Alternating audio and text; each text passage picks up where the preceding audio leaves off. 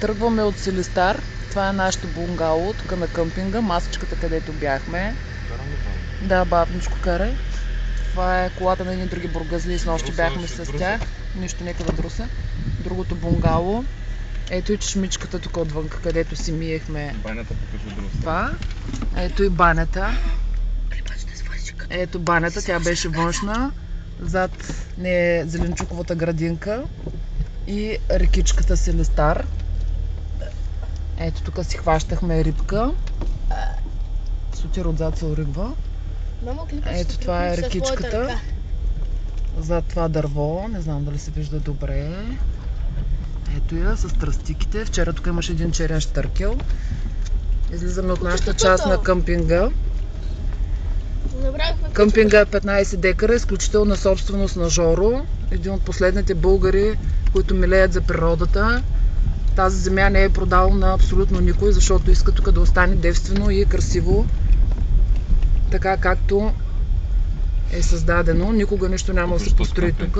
Това е средната част на къмпинга. Ето я. Опа. Тук е Елена малко по-нататъка. Да, не е тук, малко по-нататъка. Продължаваме към пътя. Това е оградата на Жоро. Всичко сам си е правил. Много гостоприемни, много любезни. Така.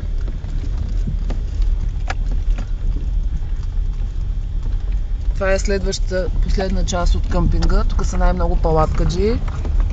Там зад караваните са палатките. От ходилника забравихме да вземем нещата.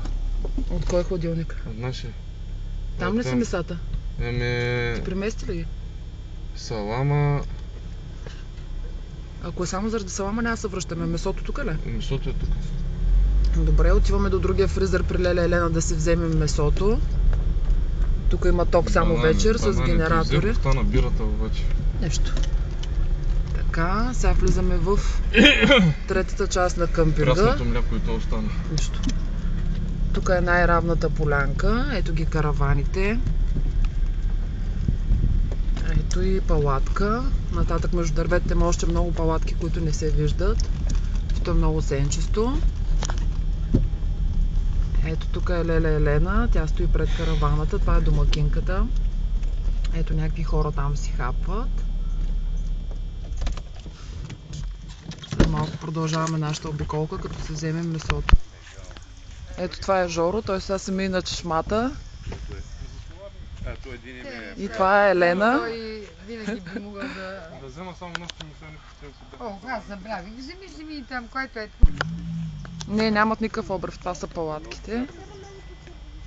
Ето тук нататък има пейки, маси и беседки. И в дъното има още палатки. И тук сутринта си пият кафенцето. И моите деца, които кашлят.